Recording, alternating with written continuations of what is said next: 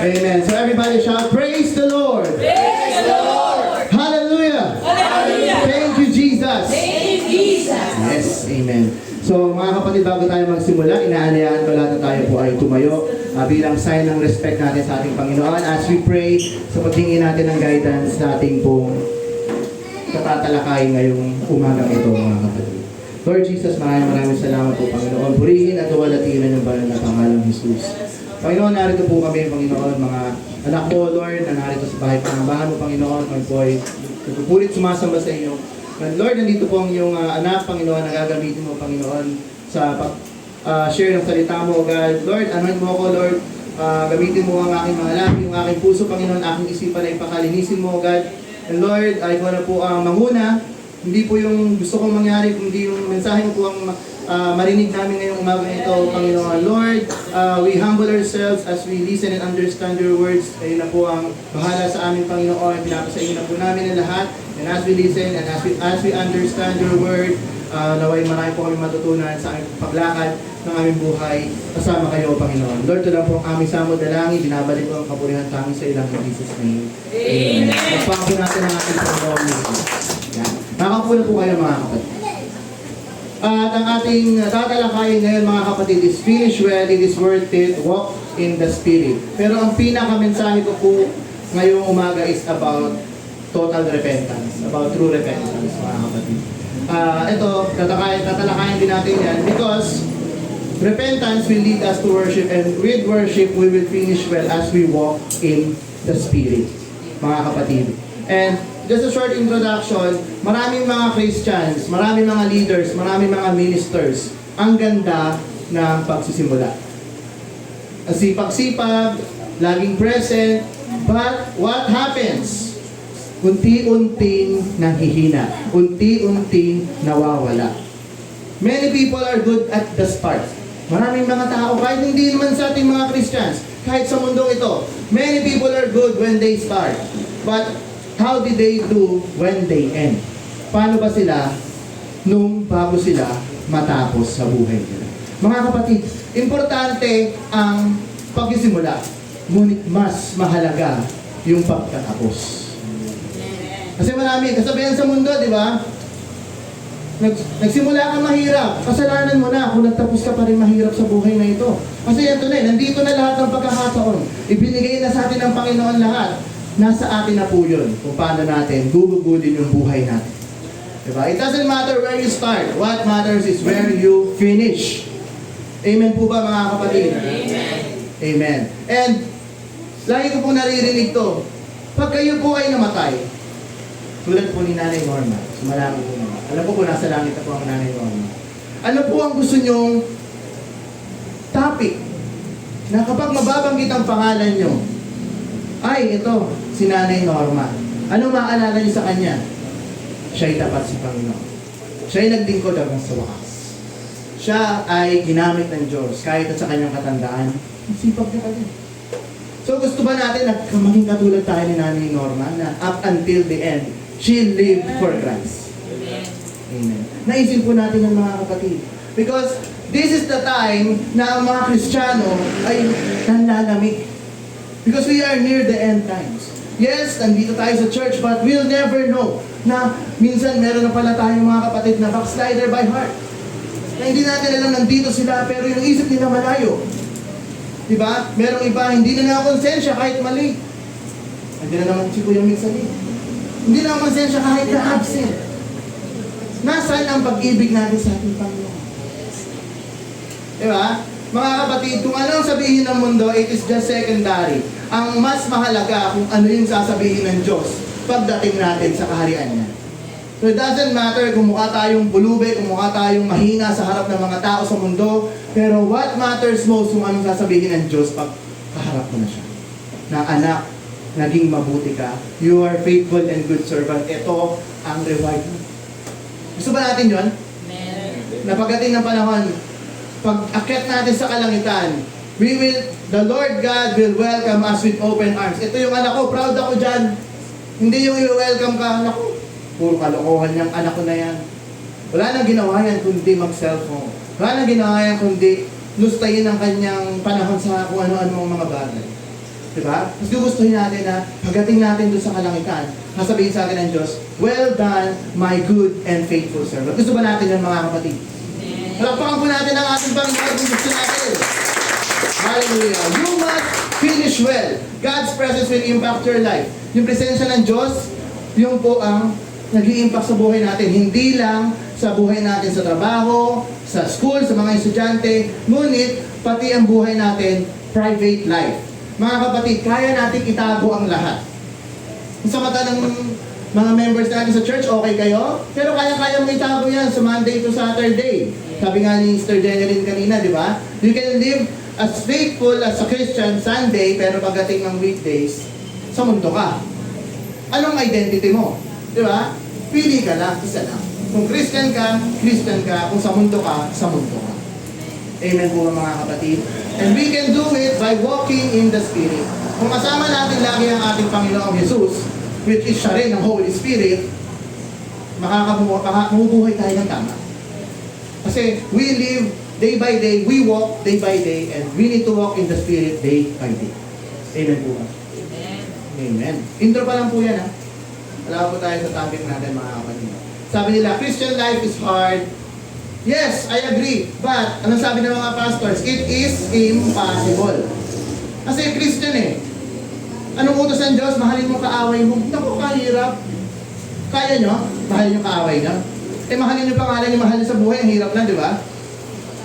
Kaaway pa. So, ang pagiging Kristiyano mga kapatid, it's not just hard, it is impossible. And it will be possible kung kasama natin ang ating Panginoong Diyos. Diba? Kaya ang tao, hindi po tayo pwede magmalaki sa Diyos. Na, Lord, ginawa ko naman yung tama. Lord, naging mabuti ako sa mundong ito. No! Because it is not enough. Because only Christ will be the fulfillment. Siya yung magko-complete sa atin. Sabi nga ng song, di ba? Christ is enough for me. So, kahit anong gawin natin, hindi natin kaya maging isang mabuting Kristiyano kung wala sa atin ang Panginoong Hesus Kristo. Sige, next tayo. Sa Acts 1:8, ang sabi dito, it is about the Holy Spirit. It gives us power. Sabi, I say, you shall receive power when the Holy Spirit come upon you. Ang sabi dyan. Di ba naiintindihan naman na po natin na once na tayo ay naging Christian na, the Holy Spirit will come upon us. Diba? It will dwell in us. So, titira na po ang ating Panginoon sa ating puso. Kasi yung feeling of the Spirit, ito po yung sinasabi na may mga times na parang napupustos tayo. This is the feeling of the Spirit. So, this is different from indwelling of the Spirit and in feeling of the Spirit, mga kapatid. Dapat malinaw po sa atin yun. So, once na tayo naging Kristiyano na, the Holy Spirit has come upon us. Amen? And next, manifestations of the Holy Spirit. Ang sabi dito, ano ba yung mga yon? Love, joy, peace, patience, kindness, goodness, self-control. Meron po ba tayo ng mga yon? Wala. Okay. Silang pa mo na yan, ano bro? Yan, so walking pala, sige balikan natin, medyo naglampas ako. Sige, balikan natin, sorry. Galatians 5:16, sabi, I say then, walk in the Spirit and you shall not fulfill the lust of the flesh. Next, walk is a command. Ito po ay inuutos ng ating Panginoon Diyos. Lumakad. Ano po ba yung lakad? Lakad, the way you live. Buhay. Kasi hindi, ang patay po, hindi marunong yan maglakad. Amen. Diba? When God says walk, it means to live your life. Paano mo gugol ang buhay mo. It is not a suggestion na hindi pwede minsan, pwede ganito, pwede. No! It is a command. And a command needs to be obeyed. And as a good Christian, we need to obey Christ. Amen po ba? Amen. And day by day walk. It means surrendering to God. Alone or not alone, we need to walk with Jesus. Kasama man natin ang ibang tao, mag-isa man tayo, we need to walk with Jesus. And walking in the Spirit is the lifestyle of submission to God. So dun po yan, nagbo-boils down, which is yung lifestyle, para tayo mabuhay na kasama at pagsunod sa ating Panginoong Jesucristo. Marami pong Kristiyano, ang mindset nila, paano naging Christian ako? giginhawa ang buhay ko. Gaganda ang buhay ko. Kasi pangako ng Diyos yun eh, that I will live an abundant life. Yes, pangako ng Diyos yan. Pero, sinasabi ko sa inyo mga kapatid, na kapag ikaw ay naging Kristiyano na, mas lalong hihirap ang buhay mo. Ramdam na ba natin? Bakit po, Kuya Mix? Kasi po, habang tayo nagiging Christian, nung tayo ay naging level 1 na Christian, para po yan nag-aaral tayo unti-unti sa school. Diba? Pag grade 1 ka, ano mga tinuturo? Basic lang. 1 plus 1, 2 plus 2. Pag pa-level ka ng pa-level, grade 1, grade 2, hanggang sa pag-high school mo, ang hirap na, diba? Geometry pa lang, algebra pa lang, masakit na sa ulo. Ganun din tayo mga Kristiyano. Hindi dapat tayo ma-stuck sa pagkabata. Dapat pag tayo Kristiyano, lumalago tayo as we walk day by day with Jesus. Amen po. Palakpakan natin ang ating Panginoon. And when you follow God, temptations becomes powerful. Bakit, Kuya Mix? Siyempre, alam na lang kaaway na, hindi na ito matitempt sa maliit na tukso. Mas bibigatan ko ang tukso. Siyempre, faithful na yan kay Lord eh. So, unti-untiin ko yan. So, when we are a Christian, temptation gets power. Amen? Sige, doon na tayo sa kanina, sa Acts 1:8. And para natin may iwasan yung mga temptation. Ito na yun. Holy Spirit gives us power. So, yun yung sa Acts 1:8, that you shall receive the power when the Holy Spirit has come upon you. Ano sabi? And you shall be witnesses to me in Jerusalem, and in all Judea, and Samaria, and to all the ends of the earth. So, ito po yung manifestations ng Holy Spirit. Alam ko, meron na po tayo yan. Yan po yung kabaliktaran ng 7 deadly sins. Diba? Meron tayong love, pag-ibig sa kapwa, joy, peace, patience, kindness, goodness, and especially self-control. Sige, Isaiah 59:2. Sabi dito, but your iniquities have separated you from your God. So yung kasalanan po natin mga kapatid, ay pinaghihiwalay tayo sa ating Panginoon. And your sins have hidden His face from you, so that He will not hear. Mga kapatid, bilang Kristiyano, pinaka-primary na kalaban natin dito is kasalanan. Pero aside from sin, meron pa po tayong pinakakalaban. At alam niyo po yun, ang ating mga sarili. Dahil hindi naman po makakapasok ang kasalanan kung hindi natin pahihintulutan sa ating sarili na magkasala. Amen po ba? Amen. Amen. So sin blocks God's power.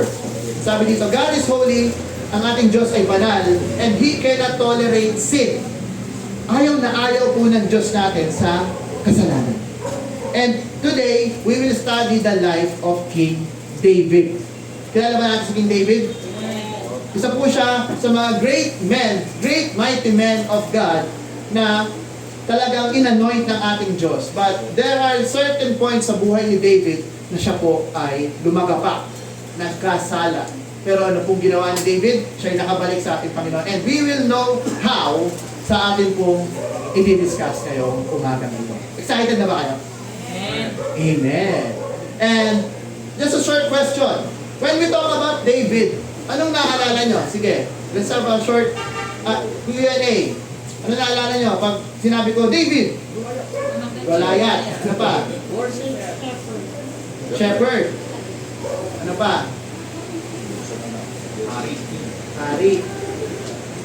Amen. So, dito, sa church natin, ang ganda ng image ni King David So, praise the Lord. Ano si David po, marami rin po siya nagawa. Siguro ang nabasa pa lang natin yung panimula niya. Kasi King David has started very, very well. Kasi he is anointed of God Diba? Na pagkabata pa lang niya, he can slay lions. Kaya niyang pumatay mga kapatid ng mga leon. Kayo ba kaya niya mga bata? Pumatay ng leon? Hindi, no?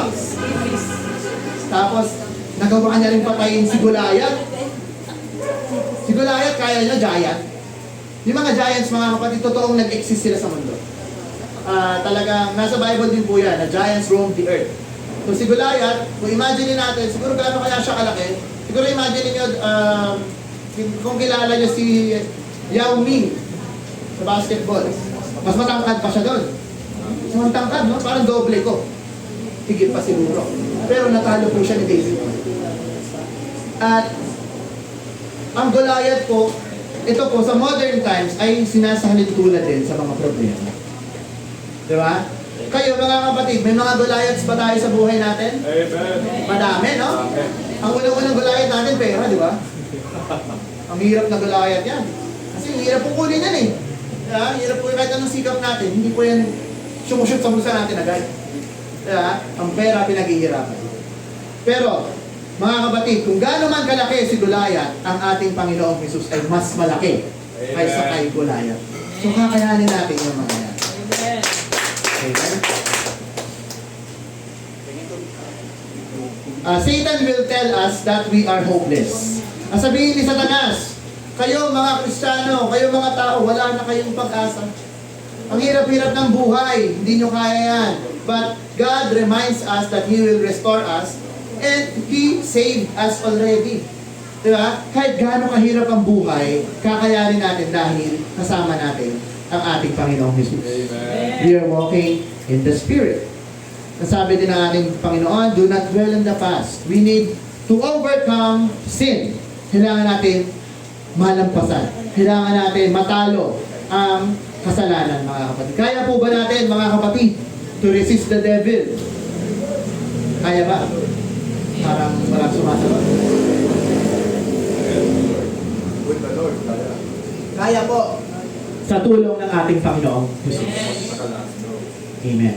Sa buhay po ni David, may matututunan tayo mga lessons. Meron. Marami. Na una, how he began walking in God's Spirit.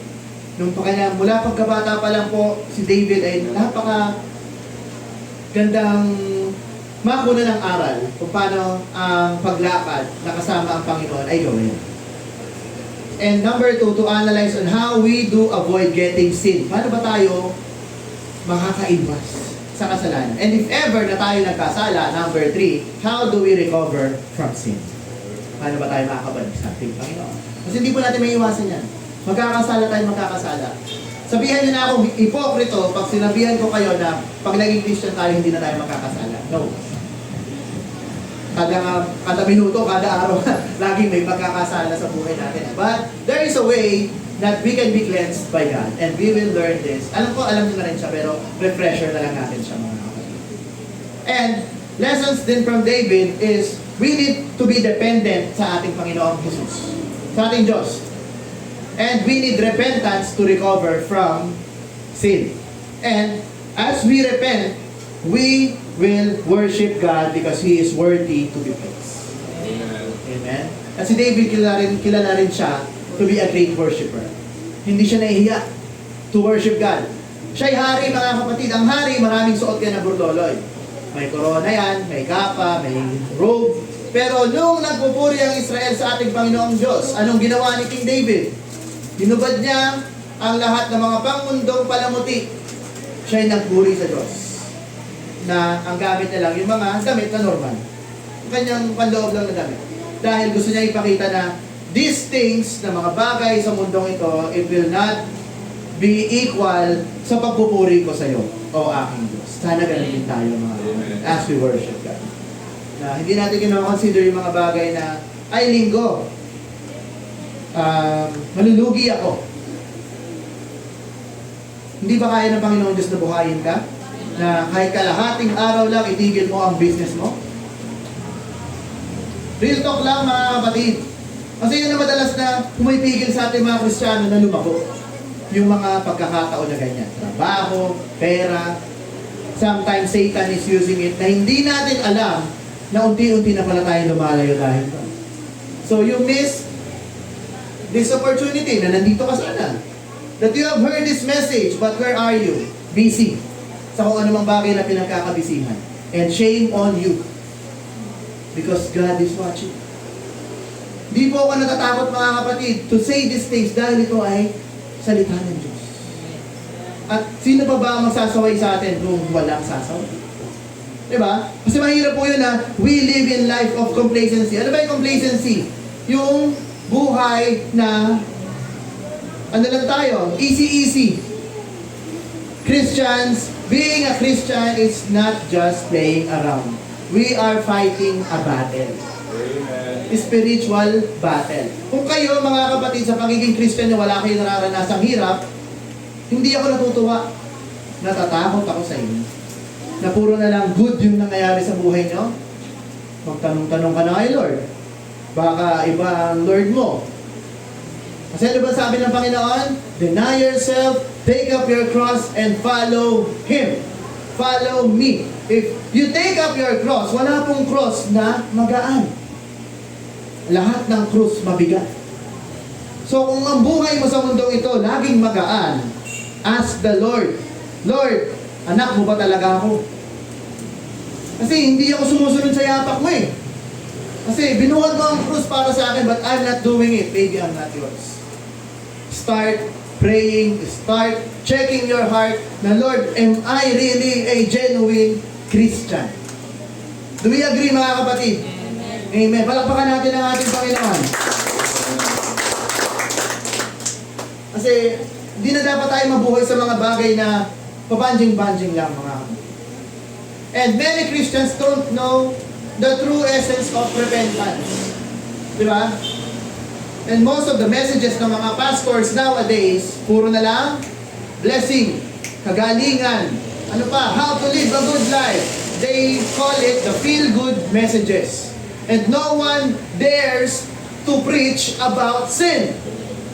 Diba? Lagi na lang kagandahan ng buhay. Will be abundant. Yes, pag naniwala kayo kay Jesus, gagaling kayo. No.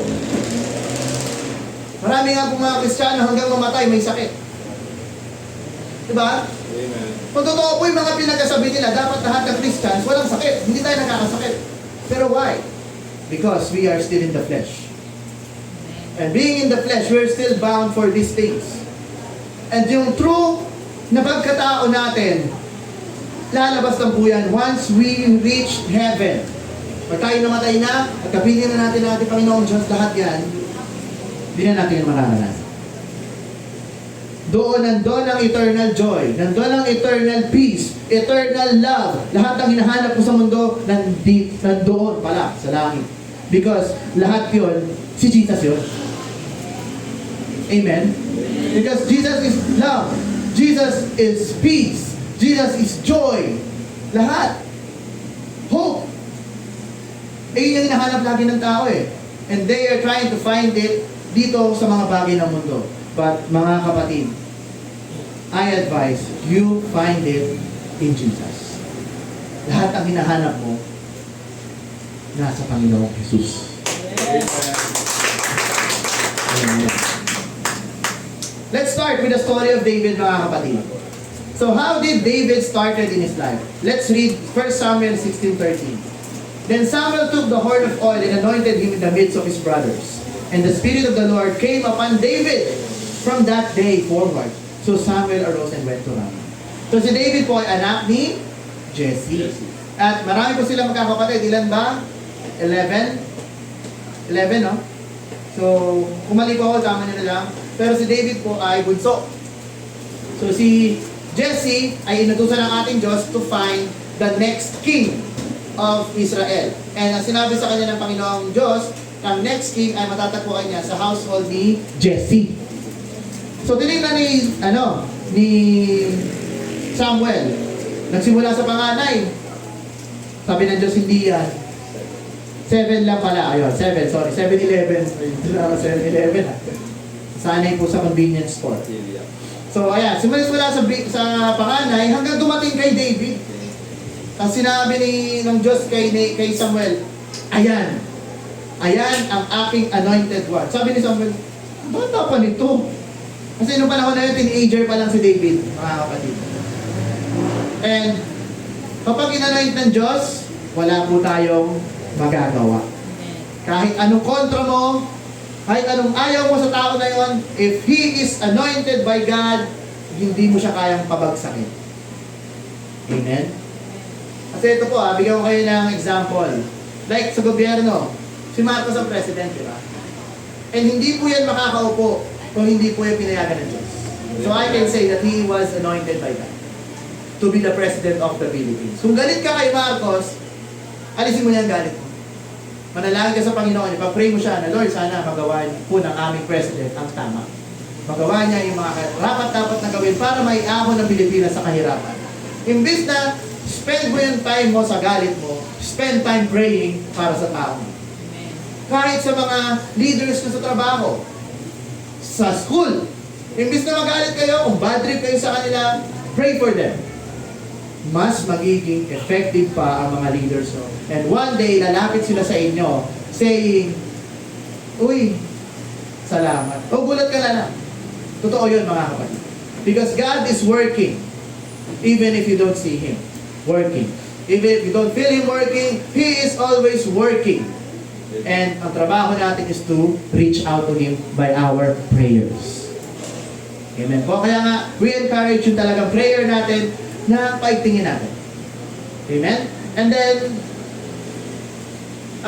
to continue, so alam na natin na anointed si David ng Diyos. Next is 1 Samuel 17:45-47. Ito naman po ang story ng paghaharap nila ni Goliath.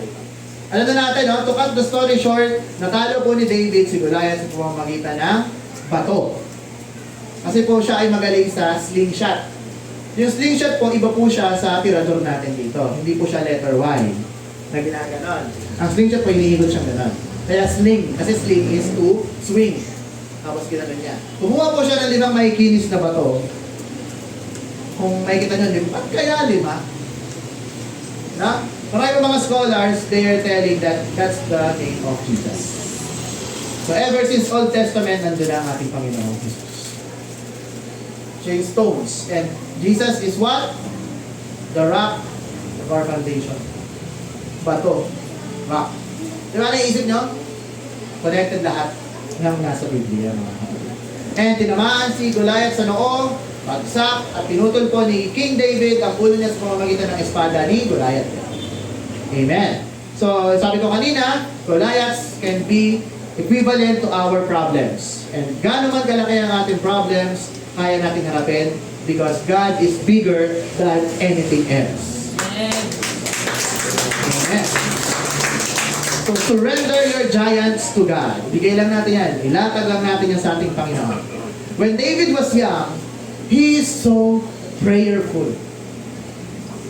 Si David, mga kapatid, ang dami niya ng dinanas, bata pa lang siya. Kasi alam na ni King Saul na si David yung anointed one. At bilang hari noon, panahon na yon, siyempre maiinggit ka. Ito yung aagaw sa trono ko. Ay si King Saul po is inanoint din ng ating Diyos. Pero siya po ay nagkasala dahil sa hindi niya pagsunod sa ating Diyos. At alam naman natin ang istorya na may pinapalipol sa kanya. Pero nagtira siya ng mga baka, pati mga bata at babae. Ang sabi ng Diyos ay, lipulin lahat. Pero dahil sa kakulitan niya, hindi niya ginawa. So nag-anoint ang Diyos ng bago, which is si David. At nung panahon na yun, si David ay hinahat nila King Saul. Talagang ayaw na ni King Saul na mapalitan siya. Pero mangyayari po ang will ng ating Diyos. Basahin natin yung 1 Samuel 23:2-4. Therefore the Lord inquired of the Lord, saying, shall I go attack the Philistines? Ito po yung bago niya labanan si Goliath. And the Lord said to David, so kausap niya ang Panginoon, nananalangin siya, go and attack the Philistines and save Keilah. Sa 4, sabi niya, nag-inquire ulit si David sa Diyos, Lord, aatak na ba ako? Sabi ng Diyos, arise, go down to Keilah, for I will deliver the Philistines into your hand. Amen.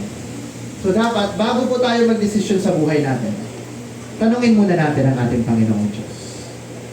Let's pray. Lord, tama po ba yung gagawin ko? Like for our career. Lord, tama ba yung pag-a-applyan ko? Baka naman pag naging trabaho ko to, hindi ako makasimba sa linggo. Lord, tama ba itong gagawin ko? And so on and so forth. So bago tayo mag-decide, we pray to the Lord kung ano ang karapat-dapat gawin. Amen. And then, marami rin pong pagkakataon si King David na patayin si King Saul. Kasi meron pong scenario dito sa 1 Samuel 24:5-6 na si King Saul ay pumunta sa cave, tapos alam ko na nangihina siya doon, baka may sakit siya or whatever, tapos napahinga siya. Anong ginawa ni David? Pagkakataon na po ni David na patayin si Saul noon. Kasi wala na pong malay si King Saul Pero anong ginawa ni David? Ang pinutol niya lang yung robe ni King Saul. Ang ibig sabihin nun, that's a message to King Saul na kaya na kita sanang patayin. Pero dahil hindi siya will ng Diyos, I've sent a message dun lang sa pagpulit niya sa damit ni King Saul. So si King David, alam niya, sabi sa 6, "The Lord forbid that I should do this thing to my master." King niya pa rin naman si si King Saul, nire-respeto niya. The Lord's anointed. Alam niya, kilala niya si King Saul. To stretch out my hand against him, seeing he is the anointed of the Lord. So yun po yung sinasabi ko mga kapatid, na huwag po tayo magkakaroon ng kaisipan na rebelde. Na kung meron tayong mga leaders na hindi natin gusto, let's talk to them. Huwag natin pag-isipan ng masama. Because they are anointed by God and they are binigyan ng kapangyarihan ng Diyos. Authority. Kung ayaw niyong sumunod, baka kayo yung may mali. Kasi marami na pong mga churches na nasisira dahil sa tao. But they are not looking in the bigger picture na itong mga taong ito, they are anointed by God, they need to follow. If they're doing bad things, the Lord will remove them. Diba? It's not you. Ano ka? Magmamalaki ka dahil napatanggal mo siya? Dahil na-petition mo siya? No. It's the Lord who will remove that person. Kung talagang siya, hindi talaga nararapat sa kawan na ito, siya'y mawawala. Pero kung siya'y dito, siya'y dito. Sa ayaw niya sa gusto, mananatili ang tao na ito. Dahil hindi po tayo malaki sa Diyos. Hindi po tayo mataas sa ating Panginoong Diyos. And we, being Christians, ang ating trabaho lang is to follow and obey God's Word. Amen po ba? Palagpakan po natin ang ating Panginoon. Kasi ito po yung challenge sa ating mga Christians, mga kapatid. Dahil sa mundong ito, it promotes self-confidence, self-eccentricity na dapat tayo ang maging driver ng buhay natin. Di ba? Yung tinuturo ng mundo you should be the one who control yourself. No. Bilang Christians, let Jesus, sabi nga sa kanta, take the wheel. Siya ang tsuper ng buhay. Sabi nga sa kanta. Di ba? Tayo, pasahero lang tayo ng mundo. Ang ating tagapanguna ay ang ating Panginoong Jesus. The moment na inari mo sa sarili mo na, Lord, ako na ang mamumuna sa sarili ko, that's the time that nag-backslide ka na sa Panginoon. Kasi hindi mo na siya ino-honor na, Lord, simula ngayon ako na ang mamumuna. Decision ko na masusunod. Nakakaawa ang mga taong ganun, mga kapatid. So bilang mga Kristiyano, na alam na natin ang katotohanan, let us be submissive sa ating Panginoong Jesus. Amen. Let's learn submission. At maisingit ko lang din po mga kapatid, submission does not just apply to God, but also to us people. Like sa mga asawang babae. You need to submit to what? To your husband. Kasi ang husband is the head. Hindi ikaw ang head. And the husband, ang head niya, si Jesus. Kasi nakita ko, may mga patotoo na why are their lives broken? Because hindi nila sinusunod ang will ng Diyos. The woman wants to be the head, the man, walang ginagawa, tamad. Ano nangyari? Sabog. Kasi hindi sila sumusunod sa order ng Diyos. So let's be submissive and follow God, because when we follow God, everything will be in place. Naniniwala kayo? Amen. Diba? So, kung tayo, kasi pansin ko ang dami mga ladies dito, ang mga lalaki sa buhay nyo, dalhin natin sila sa Diyos. Let's lay them down to Jesus. Kasi sila pa rin ang masusunod sa buhay niya Oo, nasusunod ang Diyos, at under nila ang Diyos. Pero what if hindi sila under ng Diyos? Conflict. But ano sabi ng Bible? I rather please God than please man. Pero ano ba ang utos ng Diyos? Di ba ang gulo? Pero ang solusyon, bigay natin sila sa Diyos. And the Lord God knows kung anong best for them. Kung ayaw talaga, wala tayong magagawa. Ang role natin is to share, not to convert. Ang ating Diyos na nagko-convert. Ha? Baka kasi ang mindset natin tayo magko-convert dito sa taong to. No. It's the Lord's work. It's not yours. Your work is to share the Word of God. Amen? Amen. Amen. May natututunan ba tayo? Amen. Hallelujah. And when we have problems, ito pa isa pa mga sakit ng mga Kristyano. Pag may problema, ang lakas manalangin. No? Lord, tulungan mo kami, Lord, Lord. Pero kapag walang problema, wala. Diba? No? Kapag maganda yung buhay, lalo na sa pagkain. Pag sa ulam, naalala ko na naman yung ulam. Pag tuyo ang ulam, ang prayer, 5 minutes. Lord, salamat sa tuyong ito. Gawin mo lasang fried chicken. Tapos pag fried chicken na yung ulam, ano lang, 5 seconds lang. Oo. Yung nakasubo na ka lang, ay, di ba pala ako nag-pray? Lord, thank you sa pagkain. Amen. Subo na. Di ba, ganun eh. Totoo, di ba? Amen. Wala tayo magpanggap. Totoo yun. Kaya, mga kapatid, the Lord keeps on reminding us na huwag tayo maging kampante sa ating pananampalataya sa ating Diyos. Kasi the moment that you get complacent, that's the moment Satan attacks. Amen. Yan na yun eh. Kasi si Satan, ang sabi sa Bible, he is like a roaring lion. Naghahanap lang yan kung sino mabibiktima. Kapag ikaw, ready ka lagi, naka-battle gear ka, susugurin ka ba ng leon? Hindi. Pero kung matulog-tulog ka, gulat ka ng gano'n, kain ka na. At nangyayari yun kung tayo ay kampante sa pananampalataya natin sa Diyos. Amen. Kaya dapat lagi tayong masipag, passionate sa ating Diyos. Balikan natin si King David. Si King David, naging hari siya around age of 30. Tumanda na siya. Kakatago kay King Saul. Kasi hinahan talaga siya ni King Saul eh. At nandun pa nga yung iba niyang mga kasama, si General si Abishai, tapos si Nate, sino ba yung best friend niya? Si Jonathan.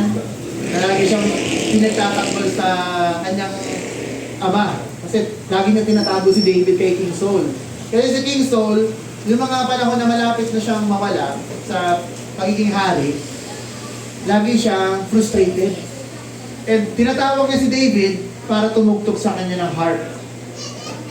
Tapos nawawala yung pagkabalisan niya. Kasi yung pagkabalisan niya is, ang may gawa doon is si Satan. Mga evil spirit. So may tulong pala yung music, no? Yung worship sa pag-aalis. Kasi ganyan din po ginagawa ko pag malungkot ako, pag may problema ako. Nakikinig ako worship song. Gumagaan po yung pakiramdam. So totoo po yun. Kahit mga great men of the Bible, naranasan nila yan. And then, at the age of 50, eto na, naging kampante na si King David. Nakapaglingkod na ako ng matagal. Basahin natin, 2 Samuel 11:1-2. Ito yung storya with David, Uriah, and Bathsheba. Kilala niyo rin ito mga ito, sigurado. Sabi dito, it happened the spring of the year that at the time when kings go out to battle, that David sent Joab, general niya po yan, and his servants with him, and all Israel, and they destroyed the people of Ammon, mga kalaban po nila yan, and besieged Rabbah, kalaban din nila yan, but David remained at Jerusalem. Bakit? Tinatamad na si David. Si David po is warrior king. And warrior king, dapat nasa front lines ka lagi. Eto, anong ginagawa niya nung panahon na to? Sa 2, and then it happened one evening, isang gabi, David arose from his bed and walked on the roof of the king's house. And from the roof, he saw a young woman bathing, naliligo. And the woman was very beautiful to behold. Iniisip ng mga scholars, bakit kaya late na nagising si David? Anong ginagawa niya? Noong mga panahon na, di ba, wala pa namang call center noon eh. Ba't gabi siya gumising? No? One evening he arose from bed. Baka nag-Netflix si David o ano? Oo, nainita, nag-chesta, tatamad-tamad, sarap matulog. Nagising gabi na. Walang aircon doon eh. No? So, dahil gabi na, syempre, akala ni Bathsheba, wala ng tao, tulog. Nakita niya ngayon. And, eto na. So, sa mga lalaki, isa po yung mga biggest challenge. Lalo pag mga babae. kung nakita kayo ng babae, sabi nga ng mga pastors, first look is the warning. First look. Pero ano ginagawa ng iba? Unang tingin, ang tagal. Parang wala na daw second look. Di ba? Pinakita na maganda. Tatagalan mo na, Lord. Di ba? Kasi pag pangalawang tingin daw, kasalanan na, di ba? Sabi. Kung gagawin ng iba, isang tingin lang, pero matagal. Pag okay na. Hindi na titingin ulit. Tawa kayo na, mga binata dyan. No? Ayan. So, balik tayo kay King David. So, si King David noong panahon na yun, what should he have done?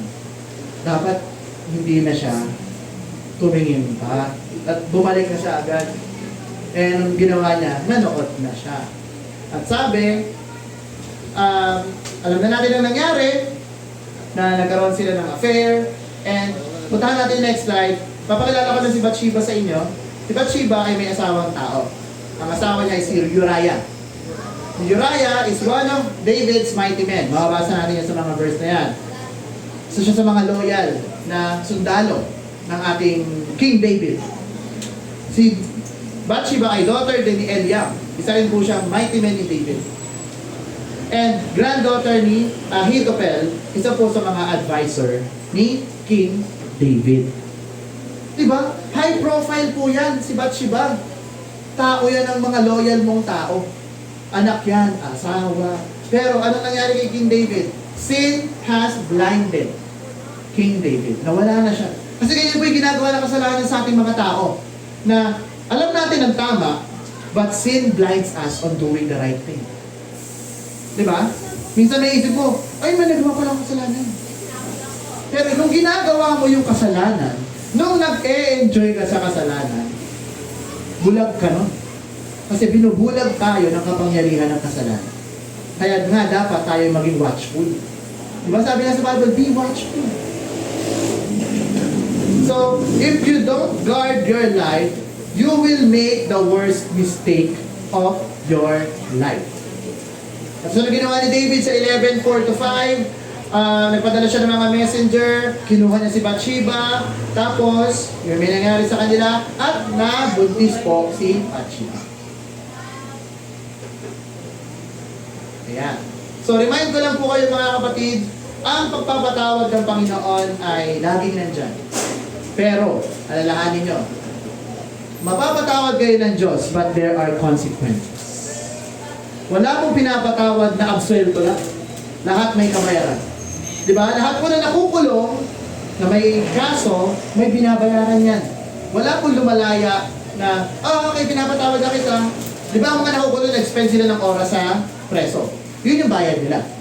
Yung iba naman, nakikipag-areglo, anong bayad? Pera. So lahat po ng kasalanan ay may kabayaran. And the wages of sin is death. Yun talaga po ang bayad sa kasalanan. Pero dahil napakabuti ng ating Panginoong Jesus, that He took away that sin from us, na kinuha na yon, na siya yung namatay in our behalf, mga kapatid. Isipin nyo ikaw dapat yung mamamatay, but Jesus took your sin away. He was crucified dun sa cross because of you. Di ba naisip yun? He died because of you. Dahil sa kasalanan mo, kasalanan ko, kasalanan natin. Di ba nakakalungkot? Na yung ating Savior and Lord, sinasaktan natin the moment that we sin. Pero lahat po ng kasalanan natin ay binayaran na na. Yung past, yung present, yung future, lahat po yan, bayad na. Pero why do we keep on sinning? Yan ang tanong. Diba? Sige, let's continue. So, yung mga consequences ng kasalanan. So, ano po yung naging resulta ng kasalanan ni King David? Eto. Noong nabuntis si Bathsheba, kailangan pong pagtakpan ni David. So, ang ginawa niya, pinauwi niya si Uriah sa battlefield. Kasi lumalaban sila ng panahon na yun eh. Pinauwi niya, bakasyon ka muna dito, Uriah. At mag-banding kayo ni Bathsheba. Tapos, si Uriah, sobrang tapat niyang tao. Iniisip niya, yung mga kasama kong sundalo lumalaban sa gera, ako nandito, napapakasaya. hindi niya po tinabihan ng asawa niya. Nag-fail ang plano ni King David. Kasi, pag hindi niya tinabi, buntis na po si Bathsheba, kaninong anak niya? Kasi ang plano niya, papatawihan niya para sana pagtatakpan na anak nila yon. Pero hindi nangyari dahil yun ang kalooban ng Diyos. So, anong ginawa? Nalaman ni David na hindi po nangyari yung plano niya. So, gumawa ulit siya ng bagong scheme, plot, pakana.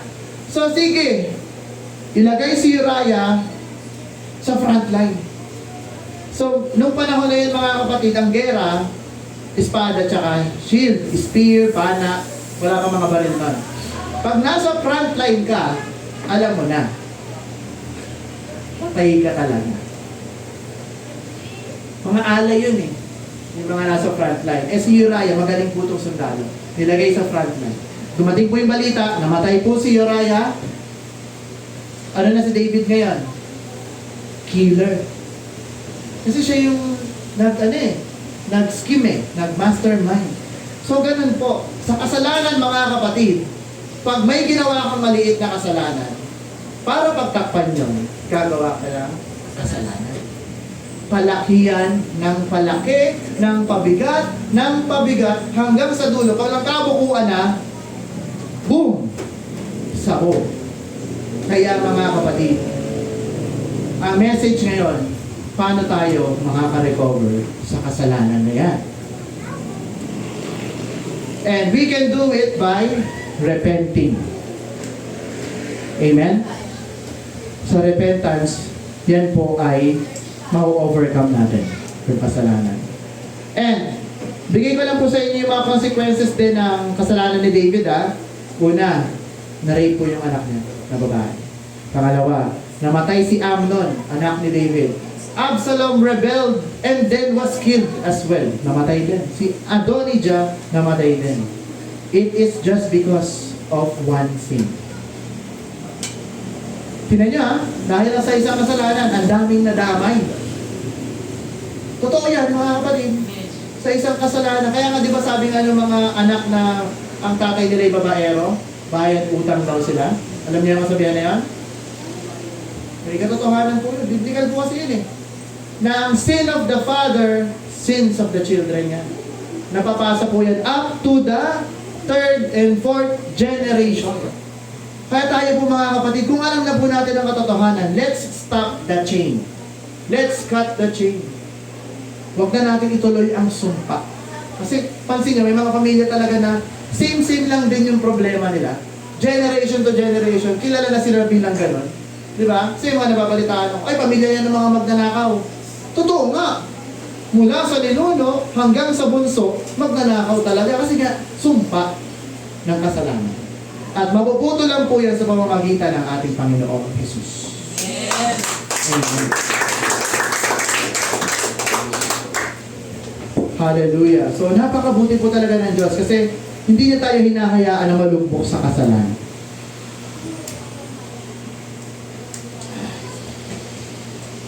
Amen. And then, ano po naramdaman ni King David after niya makumit yung kasalanan? Basahin natin sa Psalms 32:3-4. Sabi, when I kept silent, my bones grew old. Through my groaning all the day long. For day and night your hand was heavy upon me.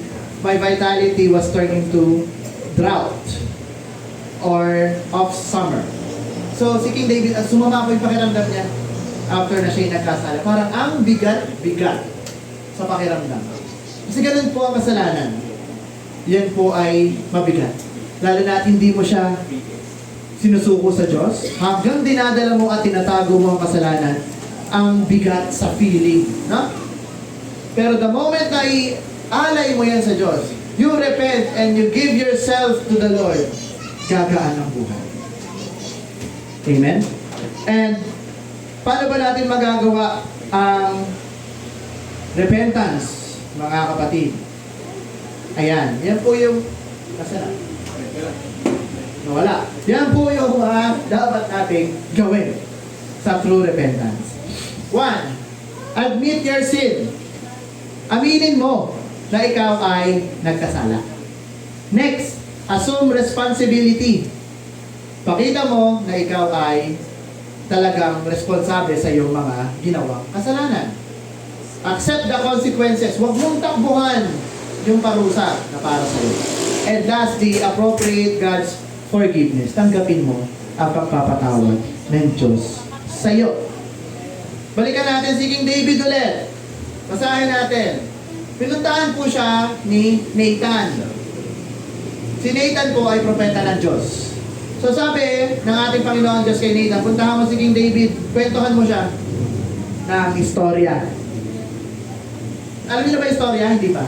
Makwento ko sa inyo. So, kinwentuhan po ni Nathan. Sabi niya, King David, may sasangguni sana ako sa'yo.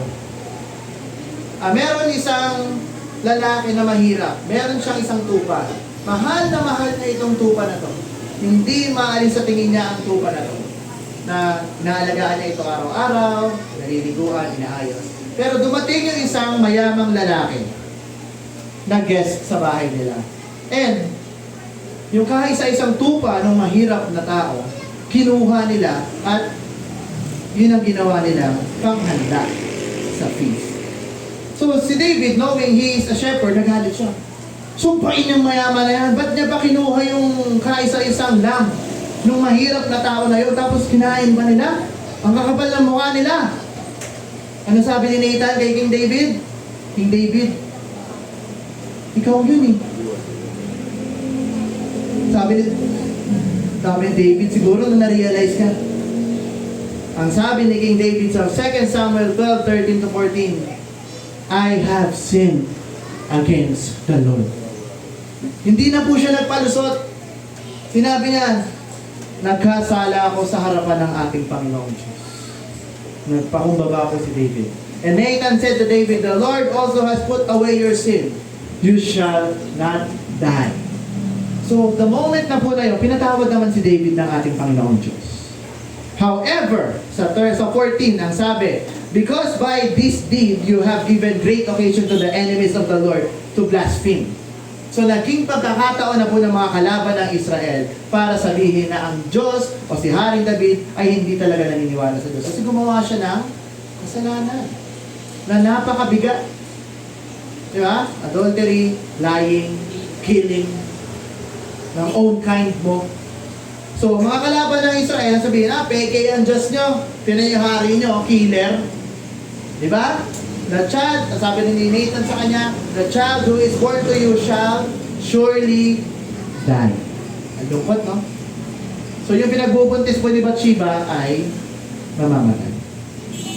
Yun po yung bayad sa kasalanan po ni King David. And then, forgiven was given, but there are consequences. Ayan na po. So tayo po bilang mga Christians, we are blessed to have Nathans in our lives. Bakit?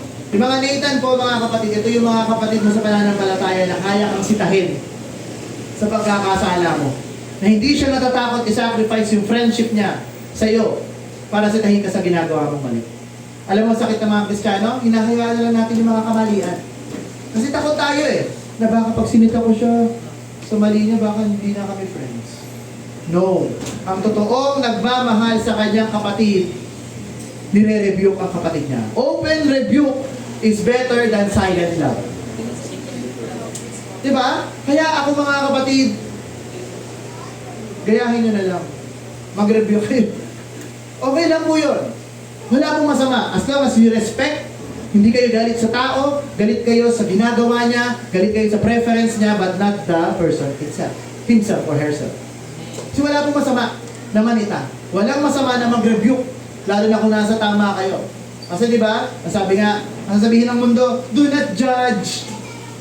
Mga kapatid, remember, if we judge, ang gagamitin na skill sa atin, pangsangkalang sa atin, is kung paano natin ginudge yung tao. If we are judging with the standard of the Lord, walang masama.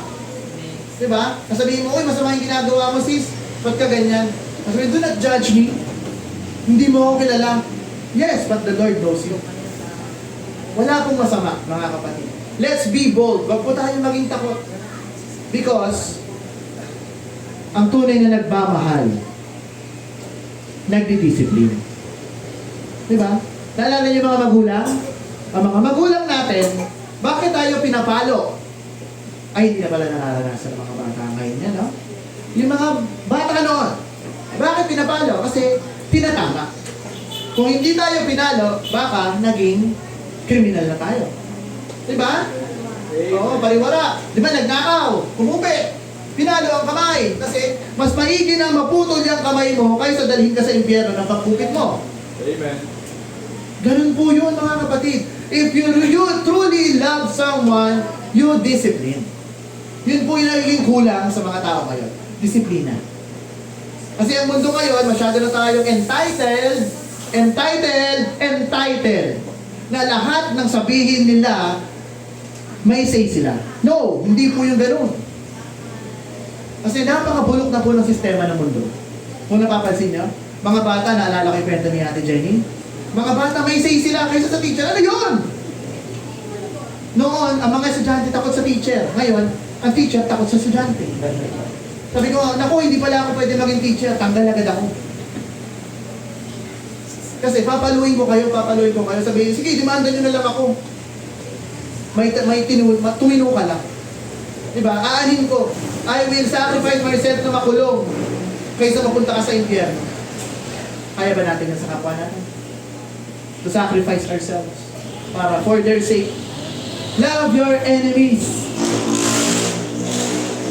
Diba? Napakahirap ng maging Kristiyano. Ba't ganun? Napaka-twisted naman ng mga Christians.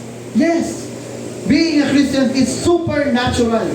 Hindi natin to kaya if we don't walk in the Spirit. Balik tayo, ha? Amen. Kasi kung isipin mo, Kuya Miss, imposible eh. Imposible, hindi ko kaya. Pero sa Panginoon, in God, we can do all things. Amen.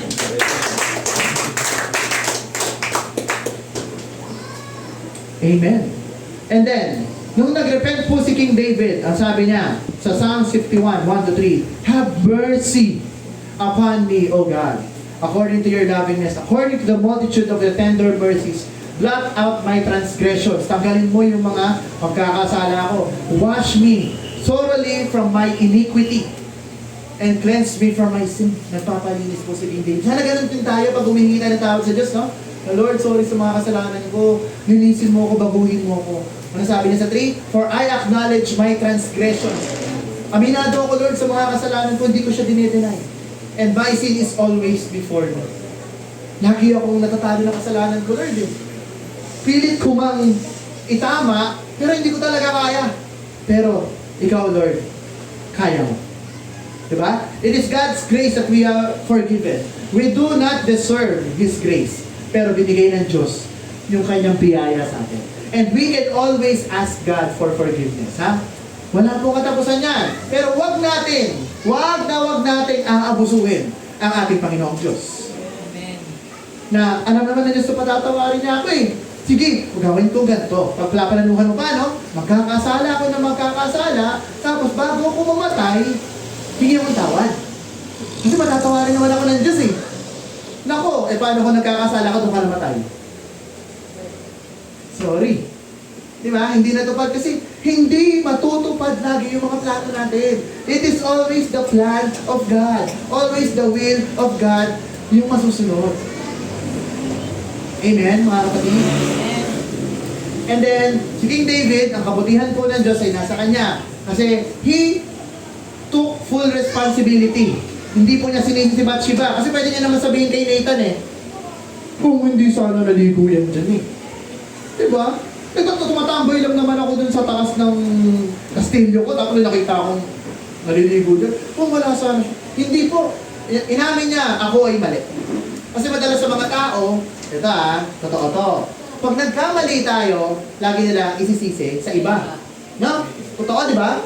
Ikaw kasi, hindi ko naman magagawa to, hindi sa'yo eh. Oo, talaga ba? Ginusto mo rin yan. Diba? Pag may nagawa sa'yo mali yung isang tao, huwag mo lang gawan pa ng isa pang mali. Diba? Pag-pray, patawarin. Kasi mga tao ngayon, ang ginagawa, gantihan. O, since sinapok mo ako, sasapokin din kita. Diba? Boxing tayo. Boxing. Ano sabi ng Diyos? Pag ikaw ay sinampal, sa kaliwa, bilhin mo yung kanan. Pag inutusan kang tumakbo ng 1 kilometro, gawin mong 2. Kaya ba natin? Hirap, no? Hirap. Ganun po ang Kristiyano. Gusto niyo po maging Kristiyano? Amen. Palakpak nga kung sino maging Kristiyano dyan. Ayaw niyo na? Mga kapatid, mahirap ang pagiging Kristiyano. Walang madali sa pagiging Kristiyano. Amen?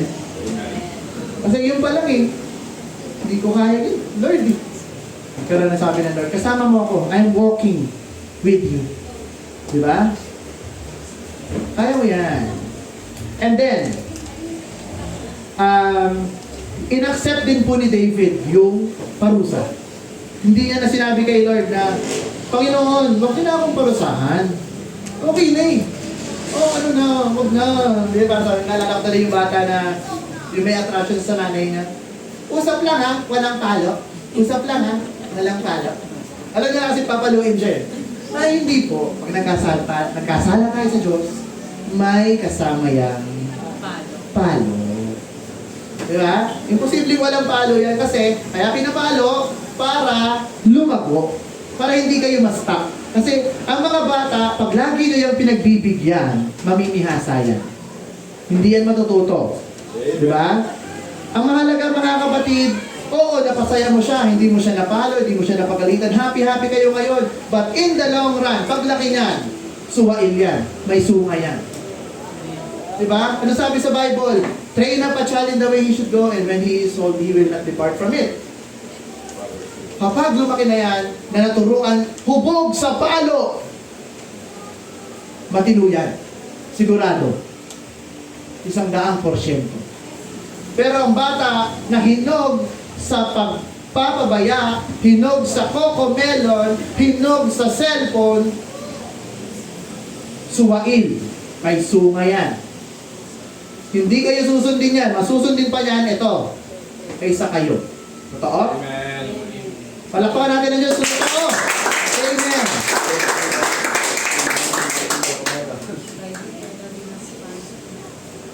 Mga kapatid, if we sin against God, we despise God. Kasi alam naman natin na ayaw ng Diyos ng kasalanan Pero why do we keep on doing sin?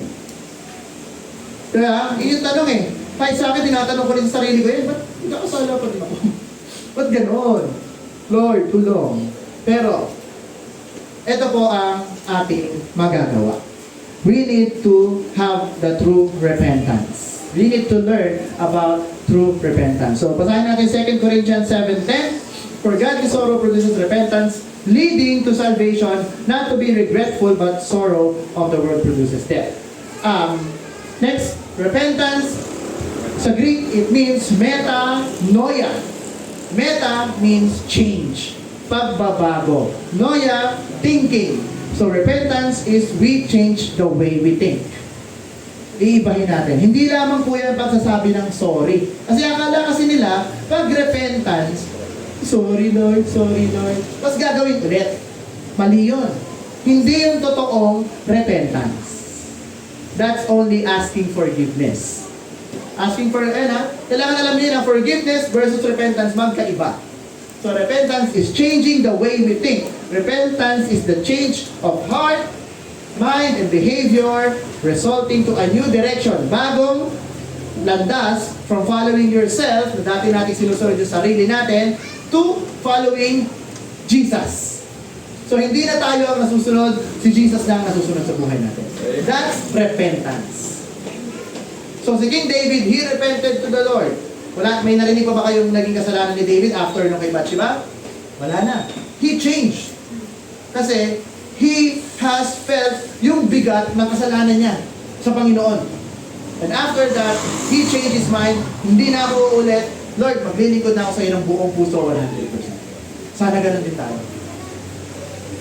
Kung hindi mo pa nabibigay lahat sa Panginoon, if you hasn't repented to God yet, kung ngayon mo lang siya naintindihan, mamaya, we have the time to humble ourselves, to give ourselves to the Lord, to tell Him that I repent, Lord, I give myself to you.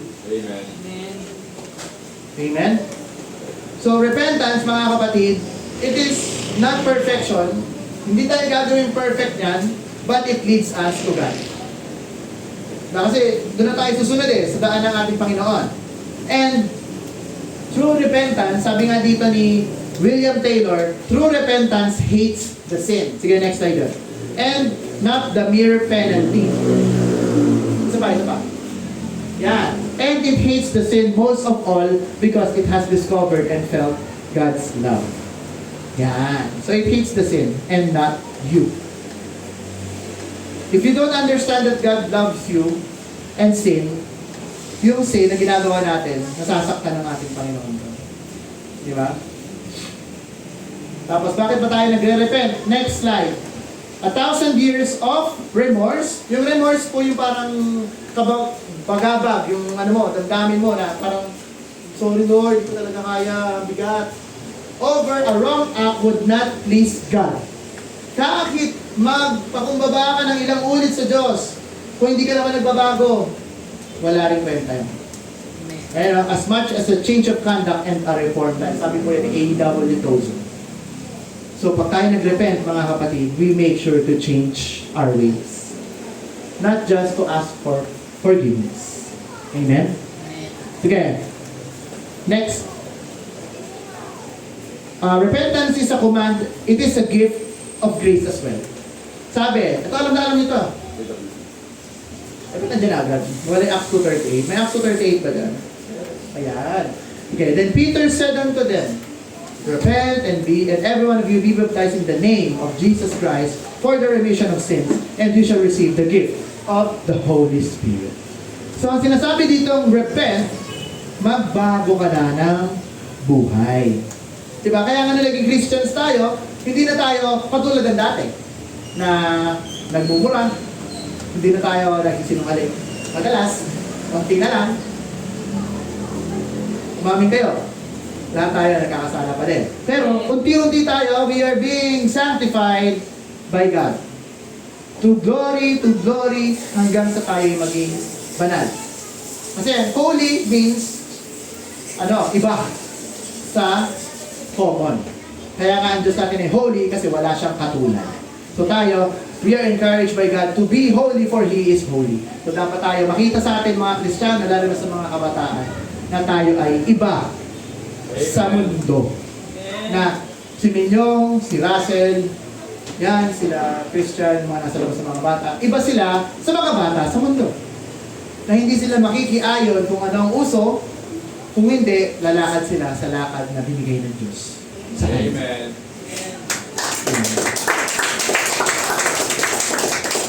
And then, mga kapatid, mag-OT lang ako saglit pero patapos na rin naman. Maaga pa naman, no? And sabi din dito sa Acts 11:18, when they heard these little things, they became silent and they glorified God, saying, then God has also granted to the Gentiles repentance to life. So kahit po tayo mga Gentiles, binigyan tayo, mapalad tayo, mga kapatid, no? Kasi tayo talaga, mga hentil, hindi tayo bilang sa mga papasok sa langit. Ang talagang mga naka-destined na kasama ng Diyos sa kalangitan ay mga Israelites. Pero dahil ang Diyos ay mapagmahal at makulit din ang Israel, binigyan niya ng pagkakataon ng mga hentil. Sige, ibibigay ko sa iba ang kaligtasan ko. Sino man ang maniniwala sa akin at sasampalataya ay magkakaroon ng buhay na walang hanggan. So kaya mga kapatid, dapat maging thankful tayo sa Diyos. Kasi we don't deserve this slot. Itong pagiging Christian natin, hindi natin deserve to. Pero handpick tayo ng Diyos. Kinuha niya tayo mula sa lusa, mula sa putikan kung nasan tayo. Binihisan ka ng malinis, nilinis ka. Panghawakan natin yan. Huwag na tayong bumalik pa dun sa dati nating lusak na kinalagyan dati. Di ba yung dati buhay mo, ang gulo-gulo, nilipat ka ng Diyos sa pagiging Christian, tapos babalik ka na naman. So anong tawag sa'yo? Baboy. Ang baboy, mga kapatid, kahit liguan mo, babalik at babalik sa putikan. Tayo mga Christian, dapat kapag tayo ay nililis na ng Diyos, manatili na tayo malinis. Amen. Amen? And sabi din ni, balik ko kay AWP, ang sabi niya dito is the Christian who has stopped repenting has stopped growing. So kapag hindi ka na pala marunong humingi ng kapatawaran at magbago ng buhay mo sa Diyos, hindi ka na lumago. Doon ka na, stuck ka na, bansot ka na. Kasi, okay ka na dun eh. Okay na ako. Ganito na lang akong Christian. Hindi na ako mag-improve. Mga kapatid, ang pagiging Kristiyano, lumalago dapat tayo araw-araw. Kaya nga, walk in the Spirit day by day. Day by day, it means may pagbabago araw-araw. Hindi pwedeng constant lang na pag zero ka ngayon, zero ka pa rin hanggang dulo. No. Kailangan, the moment that we walk in Christ, we step up, we level up. Diba? Kaya nga nakaka-proud din itong mga kabataan natin kasi si Russell nakapagdala, si Minyo. Pero ka nang ihaharap kay Lord. Diba? Kayo, magpapahuli pa ba tayo? Na, Lord, ito po yung reward ko. Oh, yes, ang galing mo, anak. Nakapagdala ka ng kaluluwa para sa akin. Na hinahanap ko na yan eh. Ginamit lang kita na para matagpuan siya. Matagpuan niya ako. Kasi pinili ko yan. Di ba? Ayaw mo nun? Great is your reward sa langit. And then, next tayo. Nasaan ba tayo? Okay. So, sa real repentance, so dapat hindi na po natin inuulit yung mga kasalanan, mga kapatid. And then, sabi din po dito, how often should we repent? Sabi ni Martin Luther, our Lord and Master Jesus Christ willed the entire life of believers to be one of repentance. So, entire life. Nasaan na po yun? Wala, hindi ko siya nasulat lang. So, sige, madadaanan naman po natin yan. Lampas na. Balik. Wala nga. Sige. Basahin na natin yung 1 John 1:9. Ang sabi dito, if we confess our sins, He is faithful and just to forgive us our sins and to cleanse us from all unrighteousness. Okay? We need to repent daily. Kasi everyday pa rin tayo nagkakasala. Okay? Ano po yung mga pagkakasala ko, Kuya Migs? Ito bigyan ko kayo ng mga common. Pag-sinungaling, yung pagiging magagalitin, yung katamaran, di ba? Yan, common yan sa atin na minsan may nakasanggi na sa'yo, ano ba yan? Galit agad, di ba? So, humingi tayo lang, papatawaran at mag-repent tayo sa atin. And at the end of repentance, patapos na po tayo, worship. Kapag tayo ay nagrepent na sa ating Diyos, we worship God. Why? Kasi, kapag nagrepent tayo, bago na yung buhay natin, yung mga ginagawa natin, we're giving worth sa ating Diyos. Ano po ba ang ibig sabihin ng worship? It's our proper response to who God is, what He has done, and what He continues to do in us, through us, and for us. So ito, it doesn't matter kung ano ka. At hindi ka kasali dito. Worship is para sa Panginoon. Diba? Kung wala mag-worship sa Diyos, anong sabi niya? Kaya niyang buhayin ng mga bato para magpuri sa Kanya. So, hindi ka wala. Hindi ka kawalan. Kung ayaw mong purihin ng Diyos, sabi ng Panginoon, di wag. Ang Diyos ay Diyos pa din, kahit hindi mo siya purihin. Because He is Almighty. Diba? He is sovereign. Kung wala magpupuri sa Kanya, kaya niyang gumawa ng mga tagapagpuri para sa Kanya. Amen? And then, balik tayo. Summary lang tayo sa true repentance. Apat na A yan kung papansinin nyo. Balik mo dun sa una. Admit your sin. Tanggapin natin na tayo'y mali. Huwag tayong mag-deny na tayo'y may nagawang mali. Assume responsibility. Aminin natin na tayo ang gumawa nun at huwag natin ipasa sa iba yung sisi. Accept the consequences. Tanggapin natin kung ano man ang mga kabayaran ng kasalanan natin. And then, lastly, tanggapin natin ang kapatawaran na ibinigay ng Panginoong Diyos at magbago tayo ng buhay. Huwag na natin ulitin yung mga kasalanan natin, mga kapatid. And last key verses na lang bago tayo dumako sa altar call. Basahin natin yung Psalms 51:10-13. Ang sabi dito, mga kapatid, create in me a clean heart, O God, and renew a steadfast spirit within me. Do not cast me away from your presence, and do not take your Holy Spirit from me.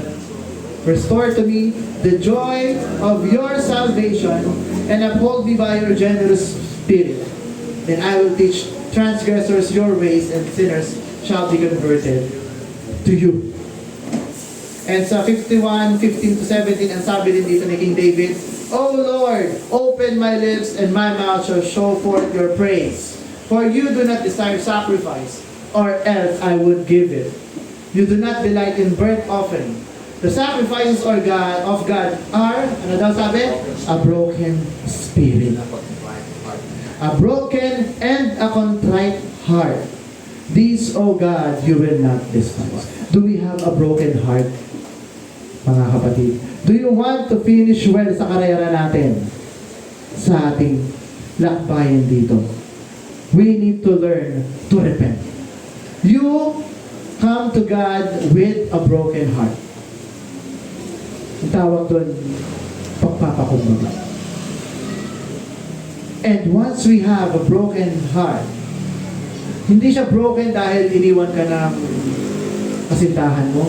You are broken dahil nararamdaman mo yung bigat ng mga kasalanan mo. Na, Lord, hindi ko na kaya. Sorry talaga. Sobrang mali ng mga ginagawa ko. And that's the way to repentance. And if we repent our sins to God, and we pray to God na baguhin niya tayo, then magkakaroon tayo ng malinis na puso. Tulad ng sinabi ni King David, na create in me a clean heart, O God, and renew a right spirit within me. So mga kapatid, hallelujah. Purihin ang ating Panginoon, and as we walk in the Spirit of God, we also learn to have a clean and humble heart. Tayo po tumayo mga kapatid. Hallelujah.